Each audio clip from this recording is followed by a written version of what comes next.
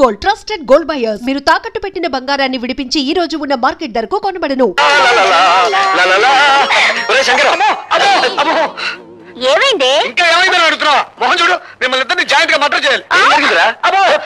అక్కడ మీరు పార్కులా ముద్దుల మీద ముద్దులు పెట్టుకున్నా. ఇక్కడ నాకు ఇంజక్షన్ల మీద ఇంజక్షన్లు పొడి చేస్తారు మరి తాతకి. అదే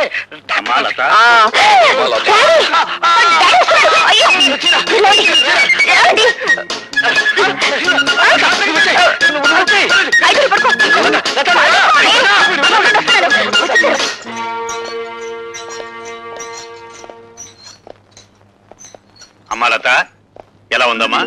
బాగున్నాను నాన్నగారు. డాక్టర్ గారితో అన్ని విషయాలు చెప్పావమ్మా? ఏం చెప్పడం ఏమిటో, ఇంజక్షన్ కాస్త తగ్గించమని చెప్పండి. గొంతేమిటి అలా మరి? అది ఈ హాస్పిటల్ సంతే తమ్ముడు, ఒక జబ్బు కోసం వస్తే మరొక జబ్బు అంటుకుంటుంది. అవును నాన్నగారు, గొంతు కొంచెం వాస్తేను. పర్వాలేదమ్మా, తగ్గిపోతుంది. మేము రేపొద్దున వస్తాం మళ్ళీ. నువ్వు బాగా విశ్రాంతి తీసుకోమ్మా. అలాగే నాన్నగారు. పద తమ్ముడు.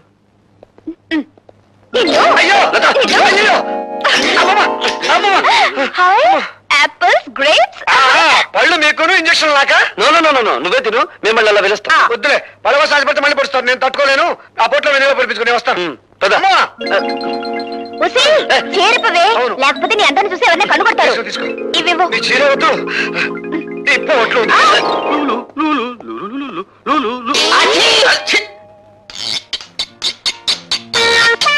ఏం సార్, ప్రతిరోజు మమ్మల్ని అందరినీ ఆడిపోస్తున్నవారు ఈ రోజు మీ ఫైల్ అన్నట్టుంది. ఇంతమందిని ఇబ్బంది పెట్టే కంటే నేనే నా టేబుల్ మార్చుకుంటే సరిపోతుందేమో డియో గారు. నువ్వు సరిగానే కూర్చున్నావమ్మా. క్యారియన్ మీరా? లేవండి. అంటే నేను లేవటం కాదు, మీరే మంచి పొజిషన్ లో కూకున్నారు. మీరే లేవాలా అన్నట్టు. ఇదిగో పైలు, దీని మీద మీరు సంతకం పెట్టి సీటు పోగొట్టుకోబోయే ఆంజనేయులతో కూడా ఓ పోటు పడిపెట్టండి. లేవండి. నా సీటు పోతుందే, స్వీటు లాంటి నా సీటు పోతుందే. ఇది అన్యాయం, అక్రమం, దుర్మార్గం. ఒకసారి ఎక్కిన తర్వాత తినటం మా వంశంలోనే లేదు. బాధపడకండి సార్, భర్తలే పోతుంటే భార్యలు రెండో పెళ్లి చేసుకునే రోజులివి. వెదవ సీటు పోతినే. విధవరాలకు భర్త పోతే ఎంతో, వెధవ బుద్ధులు ఉన్నవాడికి ఆ సీటు పోయినా అంతేనమ్మా.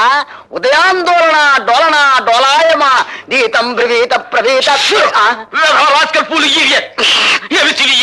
మరోసారి తత్తు తెలుగులో మాట్లాడబట్టి నిన్ను. అంటే తెలుగు ఇంగ్లీషు మనకి ఎందుకు చెప్పండి. వెంటనే ఈ పైల మీద సంతకం పెట్టండి. ఇలా ఇవ్వండి, గీకేస్తాను. నువ్వు సంతకం చేసినా చెల్లదయ్యా. ఈ రోజు ఆ భార్గవ్ గారు జాయినింగ్ రిపోర్ట్ ఇస్తున్నాడు. వాడు సంతకం చేస్తేనే చెల్లుతుంది. టైం అయిపోతుంది, త్వరగా రారా.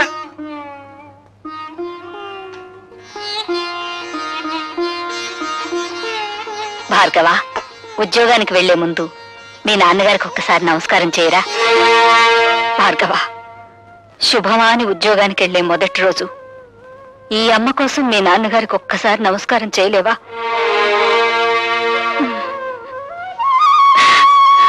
త్వరగా రారా, రావుకాలం వచ్చేస్తుంది.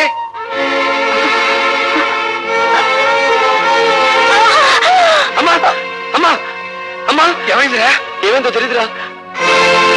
అమ్మా కంగారు పడు, ముందు హాస్పిటల్ తీసుకెళ్దాం. మళ్ళా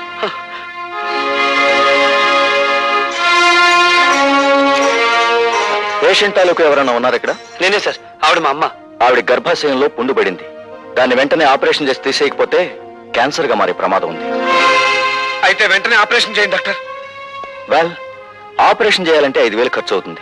వెంటనే 3,000 కట్టాలి. డాక్టర్, గంటలో ప్రపంచం యొక్క భౌతిక స్వరూపం ఎలా ఉంటుందో చెప్పగల మేధస్సు ఉంది మావాడికి. కానీ గంటలో అన్ని వేలు అప్పు తేగల సామర్థ్యం లేదు డాక్టర్. అయితే ఆపరేషన్ జరగదు. ఆపరేషన్ జరగకపోతే ఆవిడ సరిపోతుందన్నారుగా. ఆవిడ చావు బతుకులతో మాకు సంబంధం లేదు. మాకు కావాల్సింది డబ్బు. సార్, నా మేధస్సు నాకు సంపాదించి పెట్టిన గోల్డ్ మెడల్ ఇంటి దగ్గర ఉంది. దాన్ని తగినమ్మి డబ్బు తీసుకొస్తాను. మీరు ఆపరేషన్ మొదలు పెట్టండి. మీ గోల్డ్ మెడల్ ఇచ్చిన మాట నిజమే కావచ్చు, కానీ దాన్ని అమ్మి తీసుకొచ్చేస్తారన్న నమ్మకం ఏమిటి? సార్, ఇది ప్రభుత్వం నాకు పంపించిన అపాయింట్మెంట్ ఆర్డర్. ఇది ఏంటో నేను జాయినింగ్ రిపోర్ట్ ఇవ్వలేదు కదా. ఇది మీ దగ్గర పెట్టుకుని ఆపరేషన్ మొదలు పెట్టండి. సారీ, ఇది లేకపోయినా డూప్లికేట్ చూసైనా మిమ్మల్ని జాయిన్ చేసుకోవచ్చుగా. Sir, this is my B degree. పోనీ దీన్ని కుదపెట్టుకునైనా నా తల్లి ప్రాణాలు కాపాడండి ప్లీజ్. Sorry mister. సార్, విశ్వవిద్యాలయం ఇచ్చిన డిగ్రీ కంటే, విశ్వవిద్యాలయ పరిషత్ ఇచ్చిన బంగారు పథకం కంటే, ప్రభుత్వం ఇచ్చిన అపాయింట్మెంట్ ఆర్డర్ కంటే మీకు రూపాయి నోటే ముఖ్యమా సార్? మనిషి ప్రాణం కంటే జీవం లేని కాగితమే మీకు ముఖ్యమా సార్? Yes I'm helpless. ఈ హాస్పిటల్ రాజశేఖరం గారిది. ప్రతిరోజు జమా ఖర్చు ఆయన దగ్గరికి వెళ్తుంది. ఏమాత్రం తేడా వచ్చినా నీ BE డిగ్రీ లాగే నా MBBS డిగ్రీ కూడా వాల్యూ లేకుండా పోతుంది. తీసుకోండి సార్. మీ జీవితం ఏమైపోతుందో అని చావు బతుకుల్లో ఉన్న రోగిని గురించి పట్టించుకోవడం లేదు మీరు. మీకు కావాల్సింది డబ్బేగా, తీసుకోండి. మహోట పడుకు భార్గవ. ఈ డబ్బుతో మీ అమ్మగారి ప్రాణాలు కాపాడగలిగితే నాకంతకంటే కావాల్సిందే లేదు. ప్లీజ్ తీసుకోండి డాక్టర్. తీసుకోండి డాక్టర్. ఆ డబ్బు తీసుకుని వెంటనే ఆపరేషన్ చేయండి ప్లీజ్. ఓకే భార్గవ, మీ అమ్మగారి ఆపరేషన్ నేను శంకరం దగ్గరుండి జరిపిస్తావు. నువ్వు వెంటనే వెళ్ళి ఉద్యోగంలో జాయిన్ అవ్వు. అవునరా, నువ్వు ఇప్పుడు వెంటనే వెళ్ళకపోతే ఆ రాజశేఖర మనుషులు ఆ ఉద్యోగాన్ని గద్దలా తనుకుపోతారు. నువ్వు వెంటనే వెళ్ళి జాయినింగ్ రిపోర్ట్ ఇచ్చి. Sir, joining report sir. Very good. Sir, మా అమ్మ చావు బ్రతుకుల్లో హాస్పిటల్లో ఉంది. మీరు అనుమతిస్తే. అలాగా? కన్న తల్లి ఆ పరిస్థితుల్లో ఉండగా నువ్వు అసలు రాకపోతే ఏమైందయ్యా? వెళ్ళు వెళ్ళు, త్వరగా వెళ్ళు. Thank you sir.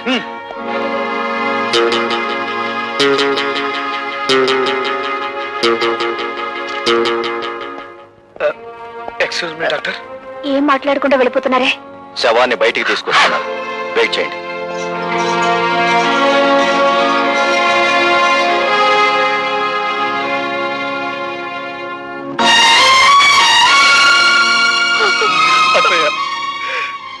మీ అమ్మ ప్రాణాలకి మా ప్రాణాలు అడ్డు వేస్తామని ధైర్యం చెప్పి భార్గవని పంపించావు. ఇప్పుడు వారికి ఏం సమాధానం చెప్పమంటావు అత్తయ్య?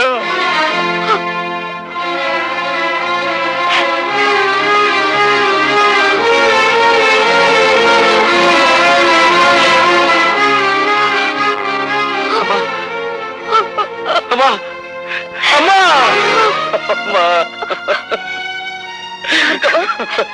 మీ అమ్మగారి ఆఖరి చూపు కూడా నీకు దక్కకుండా చేశావు. నన్ను క్షమించు. లత, నాతో ఆడుకోవడం విధికి అలవాటైపోయింది. కన్నీళ్లు కాటికి వెళ్లి అమ్మ ప్రయాణాన్ని ఆపలేవు.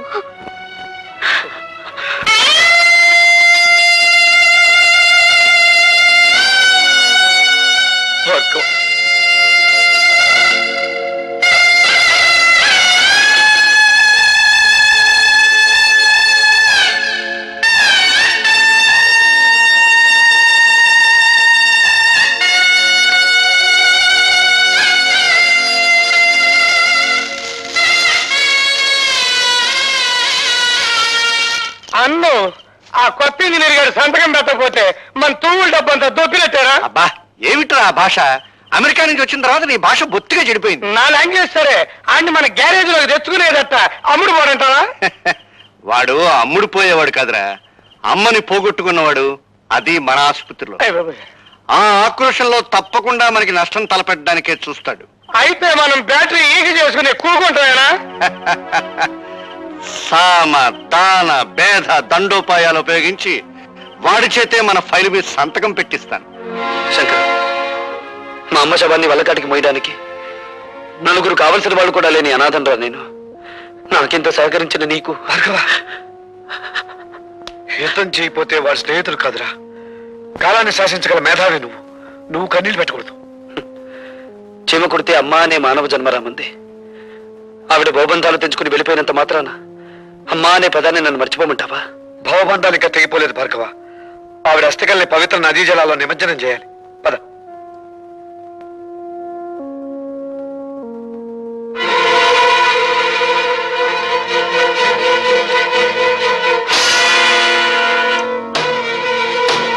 మొదటి ప్రపంచ యుద్ధం ఎందుకు వచ్చింది? ఒక డాక్టర్ నిర్లక్ష్యం వల్ల. ఒక డాక్టర్ నిర్లక్ష్యం వల్ల.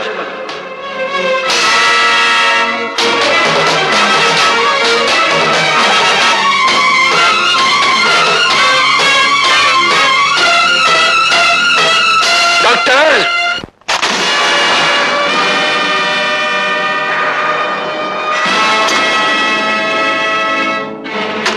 డాక్టర్, ఒక రోగి ఒంట్లో జ్వరం ఎంతుందో తెలుసుకోవడానికి నీకు థర్మోమీటర్ అవసరం కలగచ్చు. ఒక పేషెంట్ ఒంట్లోని రక్తపు పోటును రీడ్ చేయడానికి నీకు బీపీ అపారటస్ అవసరం ఉండొచ్చు. కానీ మా అమ్మను నువ్వే చంపావని చెప్పడానికి నాకు థర్మోమీటర్ అక్కర్లేదు, బీపీ అపారటస్ అంతకన్నా అవసరం లేదు. నీ ముఖానికి పెట్టిన చెమట చెప్తుంది నువ్వు ఆ తప్పు చేశావు అని. మా అమ్మ కడుపులో నుంచి బయటపడ్డప్పుడు నేను ఎలా ఉన్నానో నేను చూడలేదు. కానీ బూడిదైపోయిన మా అమ్మ కడుపులో నుంచి బయటపడ్డ ఈ కత్తెరను చూశాను. దీన్ని నువ్వే ఆవిడ కడుపులో పెట్టి మర్చిపోయి కుట్లు కుట్టేశావు కదూ? నన్ను చంపొద్దు. ఏ నీ ప్రాణం మీద నీకు అంత తీపిగా ఉందా? మనిషిని కాపాడటానికి నీ జీవితాన్ని ధారపోస్తానని మానవత్వ శాస్త్రం మీద ప్రమాణం చేసి వచ్చిన నువ్వు మాట తప్పావు. అందుకే నేను మానవత్వ పంచులు దాటి నరరూప రాక్షసుడుగా మారి మా అమ్మను అన్యాయంగా మట్టిలో కలిపిన నిన్ను మట్టిలో కలిపేస్తాను.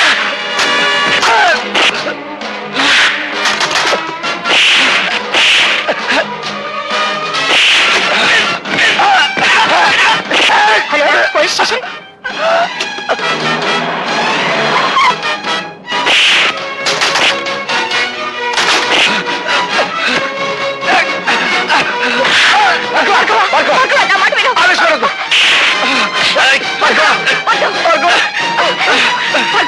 వదలండి, నన్ను ఆపకండి. కనిపించే దేవుళ్ళు అనుకునే డాక్టర్లకే మచ్చ తెచ్చే నీచుడిని చంపనివ్వండి. నా తల్లిని అన్యాయంగా చంపిన వీడికి నన్ను శిక్ష వేయండి.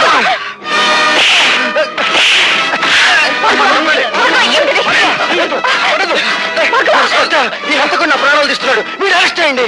నేను కాదు హంతకుడిని, మనుషుల ప్రాణాలు తీసి నువ్వే హంతకుడివి. 5,000 లంచం తీసుకున్న కిరాయి హంతకుడివి నువ్వేరా? నువ్వే. కమాన్ కమాన్. ఇన్స్పెక్టర్, ఆర్ఎస్ నర్సింగ్ హోమ్ లో ఎవరో డాక్టర్ ని హత్య చేయబోయారట. సార్, అతను అరెస్ట్ చేసి తీసుకొచ్చాం. పిలిపించు.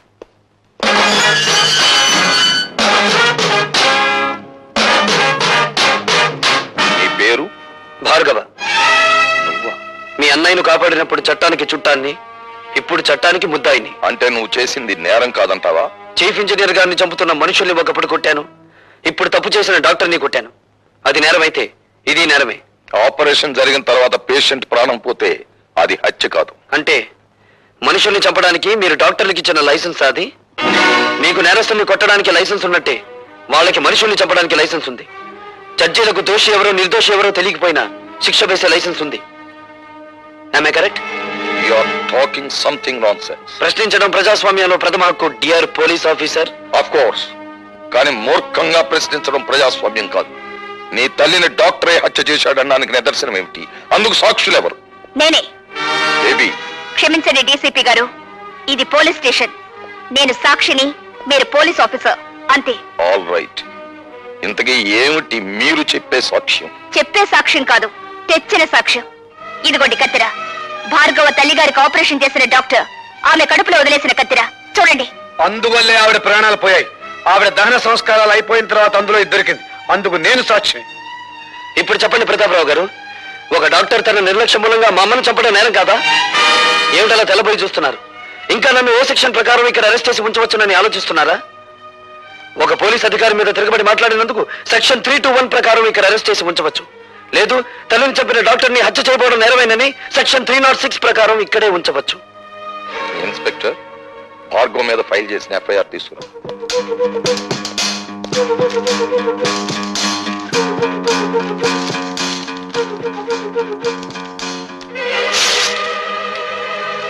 Mister Bhargava, you can go.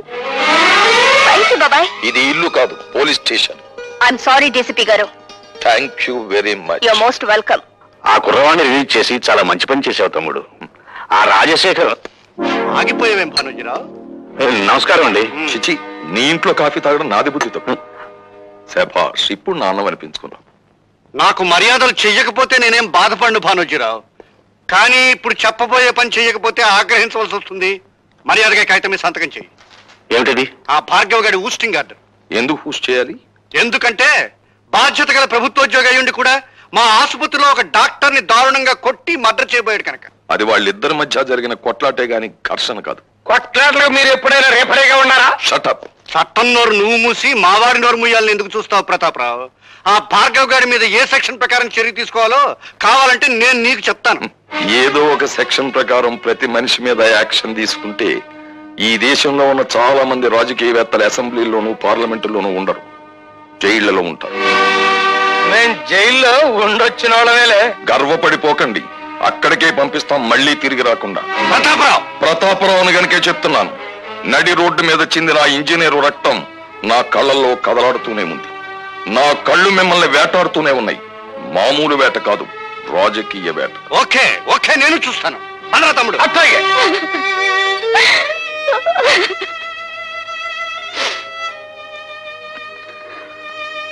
Bhargava మేము వెళ్తాం రా.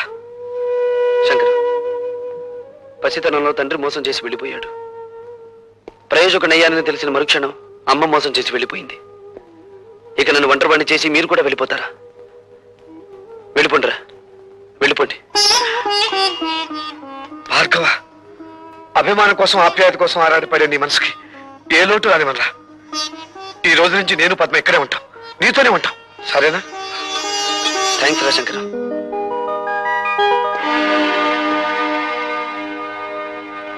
Good morning everybody. Good morning sir. ఆగండి సార్, అక్కడే ఉండండి సార్.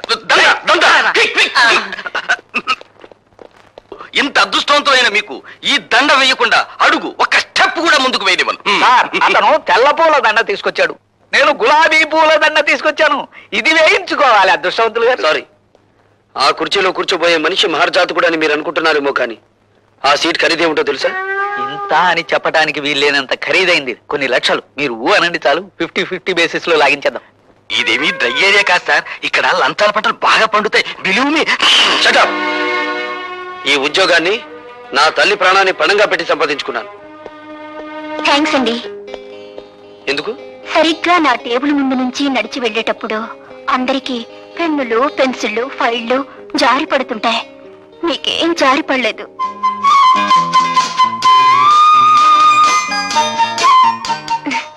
ఐసి, రేపటి నుంచి ఎవరి పెన్నులు పెన్సిళ్ళు జారి పడకుండా నీకు ఒక తారక మంత్రం చెప్తాను. అలాగే సార్. ఆగండి బాబు, ఆగండి. కోడి కూసినప్పుడు లెగిసి కట్టెత్తనే ఉన్న ఈ దండ మీరొక్కసారి వంగుంటే ఈ దండ వేసుకుంటా. మీరే వంగుని ఆ దండ మీరే వేసుకుని డబ్బు కట్టుకుంటూ ఊరి మీద పడి ఊరేగండి, ఏదైనా గిట్టుబాటు అవుతుంది. అండి ఎవరినింటే నిజం అనుకుంటారు, ఈ దండ వేయించుకోండి బాబు, లేకపోతే గుండె ఆగిపోద్ది. ఆగిపోనివ్వండి, దేశానికి ఏ నష్టం రాదు. అయ్యో బాబోయ్, మళ్ళీ త్రిల్లే. రే బచ్చా, నువ్వు దవులుకో. అచ్చా, మీరు ఈ ఫైల్ మీద సంతకం ఎట్లేదు అనుకోండి, మా అయ్య కళ్ళు దాసి మిమ్మల్ని కళ్ళు కుండలో కలుపు తాగేస్తాడు. జం జమా సత్యం జనాకే ధన్ ధన ధన్ ఫట్ ఫటాచే. ఇదేం బాగాలేదండి. మీరు ఈ దండ ఎంచుకుని మర్యాదగా ఫైల్ మీద సంతకం పెట్టకపోతే థ్రిల్ అయిపోద్ది. ఆ తర్వాత మినిస్టర్ గారి ముందు మీరు చేతులు కట్టుకుని నిలబడాలా. ఏడ్చాలో వెళ్ళు. ఏంటి ఇంకా థ్రిల్లే? సరే, ఎంతకింత థ్రిల్ నేనిస్తా. వెళ్ళు. చూడు బాబు, నువ్వు ఇప్పుడు కూర్చున్న ఏ సీటు గత 10 ఏళ్లుగా మాది. ధర్మమో ఆపధర్మమో నువ్వు ఇప్పుడు ఆ సీట్లోకి వచ్చావు. నేను ఆ సీట్లోకి వచ్చింది నీతిగా నిజాయితీగా ఉద్యోగం చేయడానికి మంత్రి గారు. మేము కూడా నీతిగా నిజాయితీగా ఉండబట్టే మంత్రి పదవిలో ఉంటున్నామయ్యా. కావచ్చు, మీరుండేది 5 ఏళ్ళు, మేముండేది 33 ఏళ్ళు. ఎవడీడో బ్యాటరీ మన ఛార్జింగ్ లో ఉంది. హలో, మంది బ్యాటరీ కాదు, డైనమో. ఎప్పుడు డబుల్ ఛార్జ్ లో ఉంటుంది. అన్నో ఎవడేడో నీ ముందే నా గాలి చెప్తా ఉన్నాడు. అండి రాజకీయ నాయకుల బతుకులు గాలి తీసిన టైర్ లాంటివి, మీరేం కంగారు పడకండి. చూడు బాబు, మంచి వయసులో ఉన్నావు, అవి ఉండాలా మాత్రం పౌరుషం. నీ వయసులో మేం కూడా ఇంక్విలాబ్ జిందాబాద్ అంటూ కంఠనాళాలు తెగిపోయేలాగా అరిచాం. ప్రయోజనం కనిపించక పార్టీ జెండా మార్చాం, అంతే. పాకలో ఉన్న వాళ్ళం మేడల్లోకి వచ్చాం. మీరు పాకలో నుంచి మేడలోకి వచ్చినా, తిరిగి మేడలో నుంచి పాకలోకి మారినా నాకేం అభ్యంతరం లేదు. కానీ నేను ఇప్పుడు ఇక్కడికి ఒక ప్రభుత్వ ఉద్యోగిగా వచ్చాను. నా ప్రతి నిమిషానికి ప్రజాధనాన్ని జీతంగా తీసుకుంటున్నాను. దయచేసి నా టైం వృధా చేయకుండా నన్ను ఇక్కడికి పిలిపించిన కారణం ఏమిటో చెప్పండి. నువ్వు సూటిగా చెప్తున్నావు కనుక నేను కూడా ముక్కు సూటిగా చెప్తున్నాను. మా తాలూకు ఫైళ్లు ఏవి నీ టేబుల్ మీదకి వచ్చినా ఆలోచించకుండా సంతకం పెట్టాలి. ఊరికి అనుకో, మాకు డబ్బులు కూడా ఇస్తాం. ఏంటి తొందరపడి కాదనేవి కనుక ఈ ఊరే ఇడిచిపెట్టి వెళ్ళిపోవాల్సి వస్తే. ఈ ఊరే కాదు, ఈ రాష్ట్రంలోనే ఉండవు. మీ బెదిరింపులకు భయపడితే ఏమవుతుంది? నేను చదువుకున్న ఇంజనీరింగ్ చదువు సిగ్గుపడుతుంది. సో నేను మీకు లొంగను, బెదరను, లోబడను. That's all. శాబాష్, భావి భారత నాయకుడిగా మా గొప్పగా మాట్లాడాడే. ఎట్టగడం నేను తట్టుకునే పొట్ల గిత్తలాగా ఉన్నాడు. దీని గురించి ఇంత ఆలోచన ఎందుకంటే మీరు అనండి, మన కాళ్ళు దాసిన పంపించి తిరిగి చేసేస్తాను. అన్నానయ్యా. ఎవడ్రా మీలో భార్గవ్ అంటే? నువ్వా? అయ్యా భాస్కరు, దయచేయండి. లోపలికి వెళ్ళాడు, వాడి సీట్ ఇదే, కూర్చోండి, వచ్చేస్తాడు. కూర్చోండి. వాడు సంతకం చేయాల్సిన ఫైల్ ఇదేరా? అరే బచ్చా, ఇదిగో తెచ్చా. అచ్చా,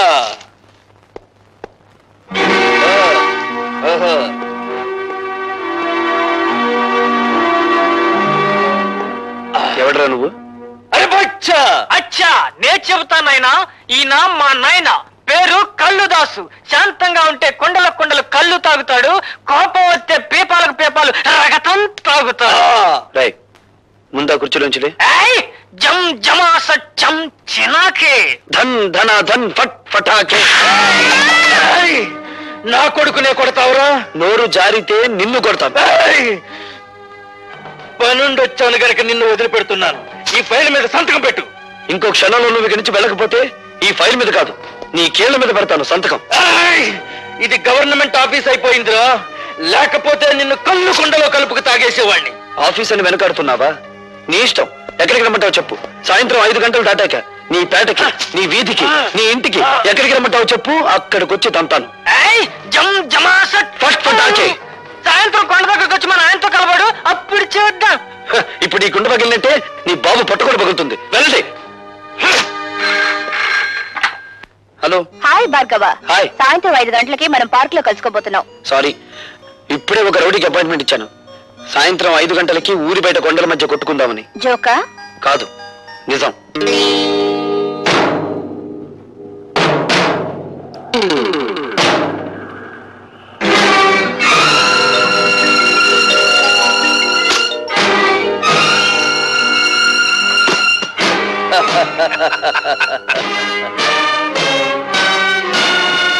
ఇదిగో కుర్రాడోయ్, నీ మొహం చూస్తే పాలు వేరత ఉన్నట్టు ఉంది. పల్నాటి యుద్ధంలో బాలచంద్రుడిలాగా, పద్మవ్యూహంలో అభిమన్యుడిలాగా నిన్ను చంపడం నాకు ఇష్టం లేదు. మర్యాదగా ఫైల్ మీద సంతకం పెట్టి ఆ డబ్బు తీసుకో. సంతకం పెడతాను, ఫైల్ మీద కాదు, మీ లైఫ్ మీద. నన్ను రెచ్చగొట్టమాక, మన బ్యాటరీ ఛార్జింగ్ అయిపోతా ఉంది. అయితే నీ బ్యాటరీని డౌన్ చేయమంటావా?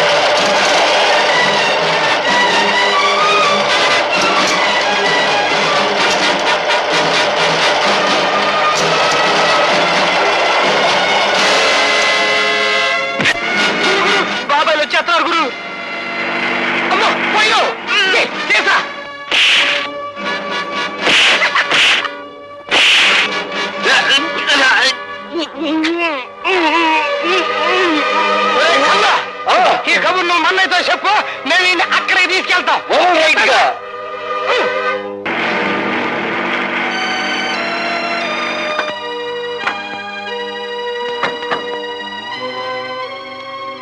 లత, భార్గవ్ ఎక్కడ కనిపించడే?